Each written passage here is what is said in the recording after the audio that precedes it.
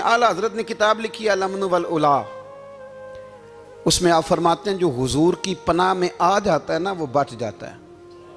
अल्लाह करे आपको समझ आए मेरी बात की। जो हुजूर की पनाह में आ जाता है वो, जो दुनियादार रहता है, मालदार रहता है, हुजूर की पनाह में नहीं आता वो बेसुकून रहता है। फरमाते हैं यहाँ दुनिया में भी हुजूर की पनाह में आ जाओ, आज ले उनकी पनाह। और आज दलील आपने इब्ने माजा की हदीस लिखी है, हज़रत तमीम दारी हदीस के रावी हैं, आला हज़रत ने लिखी है। फरमाते हैं जो हुजूर की पनाह में आया बच गया। दलील देते हैं, फरमाया इंसान तो इंसान, जानवर भी आते थे तो बच जाते थे।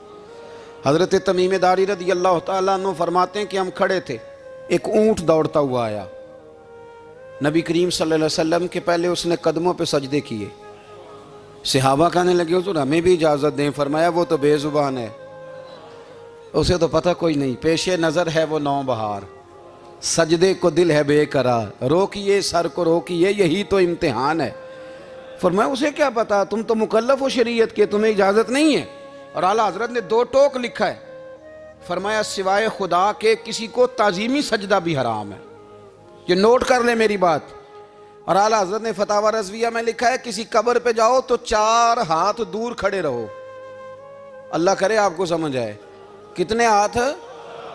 4 हाथ दूर खड़े रहो, सूरत फातिहा पढ़ो, दुरूद शरीफ पढ़ो, जिस कब्र पे गए हो उनकी रूह को इसाले सवाब करो, उनके वसीले से दुआ मांगो। आला हज़रत फरमाते हैं कब्र को सजदा बिल इत्तिफाक हराम है, तवाफ कब्र का करना बिल इत्तिफाक हराम है, बोसा लेने में इख्तलाफ है कि जायज़ है कि नाजायज़ है, लेकिन बोसे से भी चूँकि शक पड़ता है तो फरमाते हैं अहमद रज़ा की राय ये है कि बोसा लेने से भी बचा जाए। वो आ गया तो इससे अगली बातें करता है, बस खामोश रह, बाअदब रह और पीछे रह। तो हज़रत तमीम दारी कहते हैं ये हदीस आला हज़रत ने लिखी है अल-अम्न वल उला में। फरमाते हैं कि ऊँट ने पहले सजदा किया, कदम चूमे, फिर उसने हुजूर के कान में कोई बात कही। रोज़े दे दिवाले ने गुलामां दियां टोलियां, एक पे सुनदा करोड़ां दियां बोलियां। यानी ऊँट ने बात की तो हुजूर ने वो भी सुन ली। आला हज़रत कहते हैं जो पनाह में आता है बच जाता है। कहते हैं रसूल करीम ने ना ऊँट की पुश्त पे हाथ फेरा और अल्लाह के महबूब फरमाने लगे फिक्र न कर, अब तू आ गया है ना तो जैसे तू कहेगा वैसे ही हो जाएगा, जैसे तू कहेगा वैसे ही। इब्ने माजा में मौजूद है, पर मैं चूँकि फाज़िल बरेलवी रहमतुल्लाह अलैह की किताब से पेश कर रहा हूँ अल-अम्न वल उला से, तो मैं उसी अंदाज में पेश कर रहा हूँ जिस अंदाज में वहाँ है। हज़रत तमीम दारी कहते हैं कि हमारी समझ में बात कोई ना आई, थोड़ी देर गुजरी तो कुछ लोगों ने हाथों में रस्सियाँ पकड़ी हैं, खंजर पकड़े हैं, दौड़े आए, या रसूलल्लाह ये हमारा ऊँट है। हज़रत तमीम दारी कहते हैं मैंने देखा कि जब वो आ गए ना खंजर लेके तो ऊँट हुजूर के पीछे छुप गया। आज ले उनकी पनाह, आज मदद मांग उनसे, वो हुजूर के पीछे छुप गया। तो कहते हैं कि नबी करीम सल्लल्लाहु ताला अलैहि वसल्लम ने फरमाया क्या मसला है भाई? या रसूलल्लाह हमारा ऊँट है, ज़िबा करने लगे थे दौड़ा है। तो हुजूर फरमाने लगे वो तो तुम्हारी शिकायत कर रहा है। वो कहता है या रसूलल्लाह मैंने बरसों इनकी नौकरी की, बरसों मैंने बड़ी नौकरी की। सही कहता है या रसूलल्लाह? ठीक कहता है। हुजूर अब बूढ़ा हो गया हूँ, थोड़ा ज़्यादा बोझ नहीं उठा सकता, तो मुझे ज़िबा करके खाना चाहते हैं, मैं मरना नहीं चाहता। नबी करीम फरमाने लगे अच्छे लोग ये सिला देते हैं। उन्होंने अर्ज़ की हुजूर आप हुक्म कर दें, हम इसको छोड़ देते हैं या रसूलल्लाह, नहीं ज़िबा करेंगे, खिदमत करेंगे। हुजूर फरमाने लगे नहीं अब मेरे पास आया है ना, अब मैंने वापस नहीं करना, आज हो गया है, आज ले उनकी पनाह, आज मदद मांग उनसे, आज हो गया या रसूलल्लाह फिर रख लें। हुजूर ने फरमाया नहीं भाई पैसे बताओ कितने? या रसूलल्लाह नहीं नहीं कुछ नहीं। नबी करीम अलैहिस्सलाम ने फरमाया नहीं बताओ कितने, बताओ कितने? उन्होंने कहा हुजूर एक दफा रेट लगाया था तो 100 दिनार लगा था। हुजूर ने फरमाया बिलाल दे दो 100 दिनार। 100 दिनार दे दिया। आला हज़रत फरमाते हैं देखो उनकी पनाह में आने की बरकतें कितनी हैं। उनसे कहा तुम जाओ, वो चले गए। हुजूर ने पुश्त पे हाथ फेरा, फरमाया जा तू आज़ाद है। हज़रत तमीम दारी कहते हैं वो पहले गया फिर पलट के आया, उसने नबी पाक के कान में को बात की, कई बातें की, पर मैं एक बात करता हूं, कई बातें की, एक बात की तो हुजूर रो पड़े। ऊंट चला गया, हमने अर्ज़ की हुजूर ये क्या कह गया है? तो महबूब फरमाने लगे ये कह गया या रसूल अल्लाह जिस तरह आपने मुझे छुरी से बचाया है, मैं दुआ करता हूं अल्लाह आपकी उम्मत को जहन्नुम से महफूज फरमाए। अल्लाह जहन्नुम से बचाए आपकी उम्मत को, इस तरह मुझे छुरी से आपने महफूज किया। आला हज़रत फरमाते हैं किन चक्करों में पड़े हुए हो, किन चक्करों में? पैसों की पनाह लेते हो, ओहदों के पीछे छुपते हो, दौलत के पीछे छुपते हो, ताल्लुकात के पीछे छुपते हो। फरमाया मुसीबत आएगी तो ये सारे हट जाएंगे। अगर पनाह लेनी है तो मदीने वाले महबूब की पनाह लो, दरवाज़ा रसूल पे आओ, नबी करीम की बारगाह में झुको, हुजूर से प्यार करो। आला हज़रत फरमाते हैं महबूब का अदब करो, रसूलुल्लाह की गुलामी करो। फरमाते हैं फिर के गली गली तबाह, ठोकरें सब की खाएं क्यों, दिल को जो अक्ल दे खुदा तो तेरी गली से जाए क्यों। और फरमाने लगे जान है इश्क मुस्तफ़ा, रोज़ फुजूं करे खुदा, जिसको हो दर्द का मज़ा वो नाज़े दवा उठाए क्यों, जिसको हो दर्द का मज़ा वो नाज़े दवा उठाए क्यों। उन्होंने महबूब करीम की मोहब्बत का पैगाम दिया, सहाबा की मोहब्बत का, बोलिए, सहाबा की मोहब्बत का पूरी किताब लिखी हज़रत सिद्दीक़ अकबर जनाब उमर के फ़ज़ाइल पर। और मज़े की बात यह है कि आला हज़रत ने ना उर्दू शायरों में से किसी को तौफीक नहीं हुई हुजूर को शहनशाह कहने की। आला हज़रत ने कहा मेरे नबी शहनशाह हैं। दलील क्या दी? फरमाने लगे पढ़ो तिरमिज़ी, हुजूर ने फरमाया मेरे दो वज़ीर ज़मीनों में हैं, दो आसमानों में। ज़मीन के दो वज़ीरों के नाम अबू बकर और उमर हैं, आसमान के दो वज़ीर हैं जिब्रील और मीकाईल। तो आला हज़रत कहने लगे हुजूर वज़ीर तो किसी शहनशाह के ही होते हैं, फिर कह लो ना शहनशाह। तो फिर फरमाने लगे हाजियो आओ शहनशाह का रोज़ा देखो, हाजियो आओ शहनशाह का रोज़ा देखो। काबा तो देख चुके अब काबे का भी काबा देखो, काबा तो देख चुके अब काबे का भी, गौर से सुन तो रज़ा काबे से भी आती है सदा, मेरी आंखों से मेरे प्यारे का रोज़ा देखो। आला हज़रत ने सारी ज़िंदगी और सहाबा किराम की बात की, अहले बैत की बात की, औलिया की बात की, सूफिया की बात की, दिफा किया सबका, सबके शानों में लिखा, उम्मत को बतलाया कि अपने बुजुर्गों से जुड़े रहोगे तो बचे रहोगे। आला हज़रत ने तंज करने से, तनकीद करने से, बिला वजह गलतियां निकालने से और एक दूसरे पर लान तान करने से हमें बचने को कहा। आला हज़रत फरमाते हैं कोई इल्म अगर आ जाए ना तो उसका माना ये नहीं कि सबको जाहिल समझ लेना चाहिए। समझ आ रही है मेरी बात की? हम जिस शोबे में भी होते हैं ना, सामने वाले को अनपढ़ ही समझते हैं। मौलवियों के बारे में बाद लोगों का ख्याल है कि ये पता नहीं कौन सी मखलूक है, इनको क्या पता दुनियादारी का। मैं सही कह रहा हूँ। इसी तरह जो मेरे शोबे से ताल्लुक़ रखने वाले लोग हैं वो कहते हैं शायद सारे ताजर 2 नंबर तरीके से ही माल कमाते हैं। ये हो नहीं सकता, ऐसा हो नहीं सकता।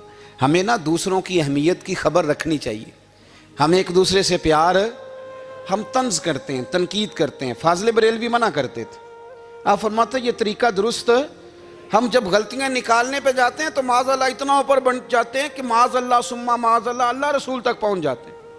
आला हज़रत के ज़माने में एक शख्स ने कह दिया नबी पाक का ख्याल आए तो नमाज टूट जाती है। अकल है ना जी, जहां मर्जी ले जाओ। वो कहने लगा जी मैंने खालिस अल्लाह के लिए पढ़नी है ना फ़लसफ़ा अजीब। नबी पाक का ख्याल आए तो नमाज। आला हज़रत फरमाने लगे तू बड़ा ही पागल है, जब तू कहेगा अस्सलामु अलैका अय्युहन नबी, ख्याल आएगा कि नहीं?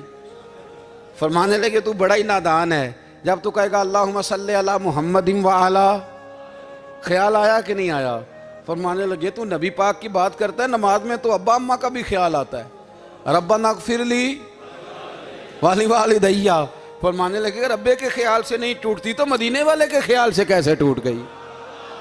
फरमाने लगे बड़ा ही बेवकूफ़ है तू।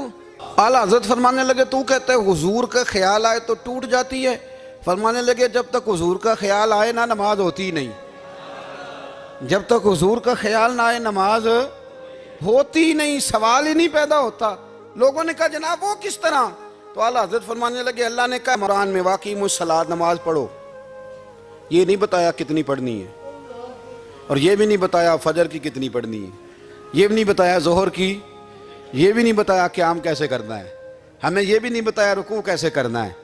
हमें पता कैसे पता चला? जब सहाबा ने कहा ना रब कहता है नमाज पढ़े तो कैसे पढ़ें, तो हुजूर फरमाने लगे सल्लू कमा रअयतुमूनी उसल्ली, नमाज उस तरह पढ़ो करो जिस तरह मुझे पढ़ते हुए देखते हो। तो कहा ये तो कैसी अजीब बात कर रहा है कि नबी करीम सल्लल्लाहु अलैहि वसल्लम का ख्याल आए। और फिर बड़ी मज़ेदार बात, एक शख्स ने आला हज़रत से आके ना, उस ज़माने में ना एक आर्या मज़हब होता था, अब अल्लाह का शुक्र है वो कोई नहीं। अब वैसे जो बड़े नए नए मज़हब निकल आए हैं, जो आदमी जितना पढ़ जाता है माज़अल्लाह वो एक नई बात ही शुरू कर देता है, और जो अनोखी बात करे उसके पीछे रश भी ज़्यादा हो जाता है। स्टाइल ज़रा हट के हो ना जी तो ज़रा माहौल जल्दी बन जाता है।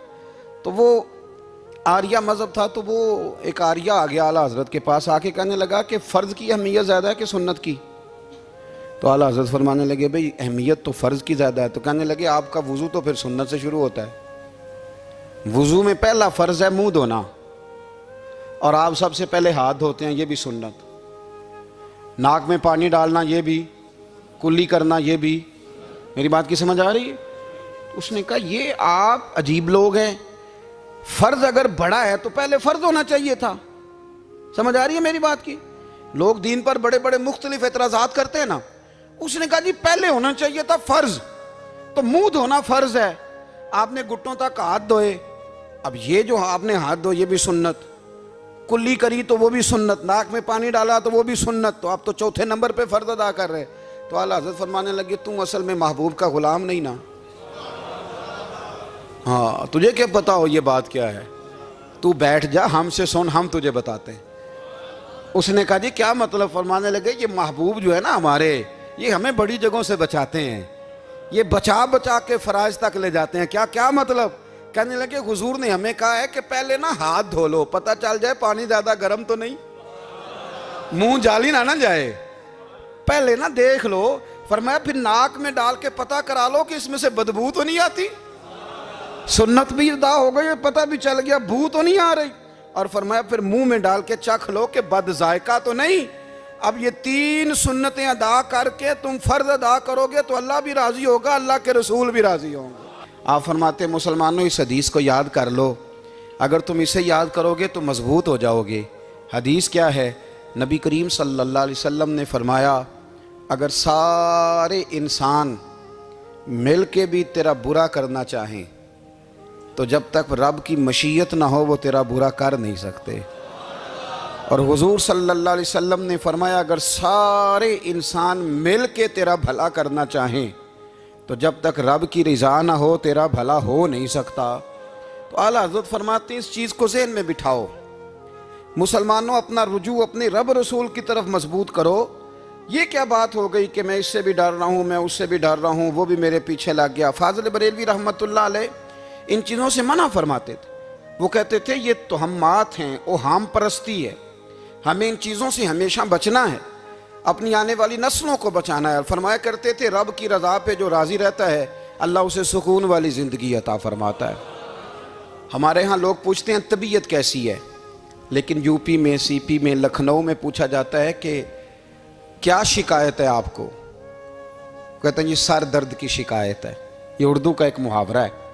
जनाब क्या शिकायत है? कहते हैं जी मुझे कमर दर्द की शिकायत है। फिर पूछने वाले पूछते हैं कि जनाब उस शिकायत का क्या बना? तो सदरुल शरिया मौलाना अमजद अली साहब आज़मी रहमतुल्लाह अलैह फरमाते हैं आला हज़रत को बुखार था तो मैं हाजिर हुआ, तो मैंने कहा हुजूर शिकायत का क्या बना? कहने लगे मौलाना पढ़े लिखे हो के तो ऐसी बातें ना करो, शिकायत किससे करनी है? रब ने जिस हाल में रखा है बड़ा ही अच्छा रखा हुआ है, शिकायत का क्या माना हुआ? अल्लाह ने जहाँ समझा मुनासिब उसने हमें रखा है, शिकायत क्या होती है? मुझे किसी से शिकायत नहीं। फरमाया करते थे अल्हम्दुलिल्लाह मुझे सर दर्द भी होता है और बुखार भी होता है और मैं बड़ा खुश हूँ। ये वो वाली बीमारियाँ हैं, ये वो अमराज हैं जो नबियों के कदम भी चूमने आया करते थे। मैं खुशबख्त हूँ कि वो अमराज जो अम्बिया के पास आते थे, सर दर्द और बुखार, वो मुझे लगते हैं। अपनी ज़िंदगी को रज़ा वाली ज़िंदगी बनाया। यकीन बड़ा कामिल था मेरे आला हज़रत का। इमाम गज़ाली ने हदीस लिखी है, नबी करीम सल्लल्लाहु अलैहि वसल्लम ने फरमाया यकीन इस तरह सीखा करो जिस तरह तुम कुरान सीखते हो। आज मेरे दौर का सबसे बड़ा मसला यकीन की कमज़ोरी है। मुसलमान कच्ची पक्की सोचें सोचता है, कमज़ोर कमज़ोर जुमले बोलता है, इसको दुनियादारों के वादों पर इत्माद जल्दी होता है। लेकिन माज़ अल्लाह अल्लाह रसूल के वादों के बारे में ये कई दफ़ा शकूक का शिकार होता है, इसे समझना चाहिए। फाज़िल बरेलवी एक पुख्ता यकीन वाली शख्सियत थे, पुख्ता यकीन वाली। बरेली शरीफ के दाएं बाएं ताउन का मर्ज फैल गया तो आला हज़रत फरमाते हैं मेरे मुंह में भी कुछ गिल्टियाँ निकल आईं। तो बाज़ लोगों ने कहा शायद आपको भी ताउन हो गया है। आला हज़रत रहमतुल्लाह अलैह फरमाते हैं जो सबसे बेहतरीन तबीब था वो लाया गया, उसने मेरा मुंह देख के गिल्टियाँ देख के कहा खो आपको तो ताउन का मर्ज हो गया है। तो आला हज़रत फरमाने लगे मुझे सारी बीमारियाँ लग सकती हैं, ये नहीं लग सकती। उसने कहा हकीम मैं हूँ कि आप हैं? फरमाया नहीं आप ही हैं, पर यह बीमारी मुझे नहीं लग सकती, ये मुझे हो नहीं सकती। उसने इसरार किया तो आला हज़रत रहमतुल्लाह ताला अलैह उसको कहने लगे मियाँ तू जो मर्जी कर लेकिन मुझे ताउन का मर्ज नहीं हो सकता, ये बात तय है। वो नाराज़ होकर चला गया। अब ताउन की जो गिल्टियाँ होती थी ना वो बड़े बड़े महीनों नहीं जाती थी, तकलीफ़ रहती थी। आला हज़रत कहते हैं मैंने उसी रात ना थोड़ी सी काली मिर्चों का सफ़ूफ बनाया और मिसवाक में रख के जब मुंह के अंदर छिड़का तो थोड़ा सा खून निकला और मेरा मुंह बिल्कुल ठीक हो गया। सवेरे मैंने कहा बुलाओ ना अपने हकीम को जो कहता था ताउन हो गया है। तो लोग कहने लगे हुजूर आपको वैसे कैसे पता था ताउन नहीं है? फरमाने लगे पता इस तरह था कि अल्लाह के रसूल सल्लल्लाहु अलैहि वसल्लम ने एक दुआ इरशाद फरमाई है। फरमाया किसी मरीज़ को देख के पढ़ लो अल्हम्दुलिल्लाहिल्लज़ी मिम्मब्तला का बिही वफ़द्दलनी अला कसीर मिम्मन खलका तफ़दीला। हुजूर ने फरमाया किसी बीमार को देख के, मुसीबत वाले को देख के ये दुआ पढ़ो, तुम उस मुसीबत में शिकार नहीं होंगे। फरमाने लगे मैंने ताउन के मरीज़ को देख के दुआ पढ़ ली थी। तारे टूट सकते हैं, चांद गिर सकता है, सूरज अपनी जगह छोड़ सकता है, पर मदीने वाले महबूब की बात गलत नहीं हो सकती। ये मेरा यकीन कामिल है। साढ़े नबी दी जुबान साढ़े वास्ते कुरान, ये बात गलत हो सकती? मजबूत यकीन फाज़िल बरेलवी का, मजबूत नजरियात। आला हज़रत रहमतुल्लाह ताला अलैह से किसी ने कहा आप किस तरह के मोमिन हैं, किस तरह के मोमिन हैं? तो आला हज़रत फरमाने लगे मेरा दिल चीरो, उसको खोलो, एक तरफ ला इलाहा इल्लल्लाह लिखा होगा, दूसरी जानब मुहम्मदुर रसूलुल्लाह लिखा होगा, खोल के देख लो। एक तो यकीन की। फिर दूसरी बात, खुश्क लोगों को जिंदगी गुजारने का मज़ा कोई नहीं आता। जिंदगी गुजारने का मज़ा उसे ही आता है जिसे किसी से प्यार हो जाता है। बाकी ना देखे ना, एक बंदा जबरन एक शख्स बच्चे पालता है, वो कहता है ये मेरे लिए क्या मुसीबत है 5 बच्चे, और एक शख्स को बच्चों से प्यार हो जाता है। वो जवान भी है, खूबसूरत भी है, पर ईद पे कपड़े नहीं खरीदता। बीवी से कहता मैं पुरानी पहन लूँगा पर बच्चों को नहीं ले दे। और भाई तेरी ख्वाहिशें मर गई हैं, तेरी खूबसूरतियों की तरफ जाने की आरज़ुएं ख़त्म हो गई। तो कहने लगा सारा कुछ है पर बच्चों से प्यार जो हो गया है। आला हज़रत रहमतुल्लाह अलैह बहुत बड़े फ़लसफ़ी थे, मंतकी थे, बहुत बड़े साइंसदान थे। यहाँ बड़ा संजीदा इज्तिमा है, मैं बड़ी ख़ास बात करने लगा हूँ। सारे साइंसदान कहते हैं ज़मीन घूमती है। आला हज़रत ने इतनी मोटी किताब लिखी है ज़मीन साकन है। फरमाते थे हम जैसे मर्जी साइंसदान कहेंगे आपने दलाइल दिए हैं। आप फरमाते हैं जब नबी करीम अलैहिस्सलाम की हदीस मुस्लिम शरीफ में मौजूद है कि जब अल्लाह ने ज़मीन को पैदा किया ज़मीन कांपने लगी तो अल्लाह ने पहाड़ों को मीखें बना के, किले बना के अंदर लगा दिया तो ज़मीन ठहर गई। फरमाने लगे जब मुस्तफ़ा करीम ने कह दिया ठहर गई है तो सारे साइंसदान भी कहें तो हम मानने को तैयार नहीं कि घूमती है। उन्होंने दलाइल दिए। वो हमें ना रोज़ कह देता है डॉक्टर आपकी तबीयत ख़राब है, खांसी है, घर में किसी और को तो नहीं? हाँ जी है जी। वो कहते उसी की वजह से हो गई है। ओ खुदा के बंदे, नबी करीम अलैहिस्सलाम ने फरमाया बीमारी मुताद्दी नहीं होती, एक से दूसरे को नहीं लगती। और बड़े सादे अंदाज में मुस्लिम की हदीस है, एक सहाबी ने कहा या रसूलल्लाह मेरे ऊँट को उस ऊँट से खारिश पड़ गई है। तो अल्लाह के रसूल फरमाने लगे तेरे ऊँट को तो उससे पड़ी है तो उसको कहाँ से पड़ी थी? कहने लगा जी वो तो कुदरती मामला है। तो हुजूर फरमाने लगे ये भी कुदरती मामला है। अब हमें जो मर्जी, आला हज़रत के ज़माने में लोगों ने कहा कशिश सकल है, ज़मीन अपनी तरफ चीज़ों को खींचती है। दलील क्या है? वो कहने लगे जी सेब गिरता है तो ज़मीन पे, आम गिरता है दरख्त से तो ज़मीन पे, अमरूद गिरता है तो, अनार गिरता है तो ज़मीन में कशिश है, खींच लेती है। आला हज़रत फरमाने लगे शाबाश, साइंसदान जो कहेंगे हम मानेंगे। फरमाने लगे ज़मीन ने आधा किलो का सेब खींच लिया है, 1.5 पाव का अनार खींच लिया है, पर हमने गुब्बारे में 1.5 छटांग हवा भर दिया, वो तो ज़मीन से खींचा नहीं गया। ये किस किस्म की कश से शकल है? ये अभी 2 साल पहले डॉक्टर अब्दुल कदीर खान का मजमून छपा था रोज़नामा जंग में। वो कहता है मुझे वो मौलवी चाहिए था जिसके पास कुरान हदीस भी हो और साइंस के उलूम भी हों। कहता मैंने ज़माने के दरवाजे खटखटाए, फिर मैं पहुंचा बरेली के इमाम के पास, और कहता है वहाँ जाके ना मैं ठहर गया हूँ, इसलिए कि मुझे कुरान और सुन्नत का नूर भी मिला है और मुझे साइंस के रमूज़ भी मिले हैं। ये वाहिद शख्स है, ये वाहिद शख्स है जो दीन को साइंस का पाबंद नहीं करता, बल्कि साइंस को मदीने वाले का गुलाम बनाता है, मदीने वाले का गुलाम बनाते हैं। तो आला हज़रत फरमाने लगे अजीब फ़लसफ़ा है ना जी, आम खींच लिया उसने, सेब खींच लिया, अमरूद खींच लिया, पर उससे 1.5 छटांग वाला गुब्बारा। तो लोगों ने कहा हुज़ूर फिर मसला क्या है? आप फरमाने लगे मसला ये है कि हर चीज़ अपनी असल की तरफ लौट जाती है, हर चीज़ अपनी, सेब अमरूद अनार ज़मीन से पैदा होते हैं तो ज़मीन पे गिरते हैं, हवा की असल ऊपर है, इसलिए जब गुब्बारे में हवा भरेंगे तो हवा उसको ऊपर ले जाएगी। हाँ, जब उससे हवा निकल जाएगी तो फिर गुब्बारा जो जिसकी असल होती है उधर लौट जाता है। इंसान मिट्टी से बना है तो जाता कहाँ है? मिट्टी ना ते मिट्टी रहना ही एवं कादी बल्ले बल्ले, अज मिट्टी दे उत्ते बंदिया ते कल मिट्टी दे थल्ले। तो आला हज़रत रहमतुल्लाह ताला अलैह ने ना अपने सारे उलूम को नबी पाक का गुलाम बना दिया।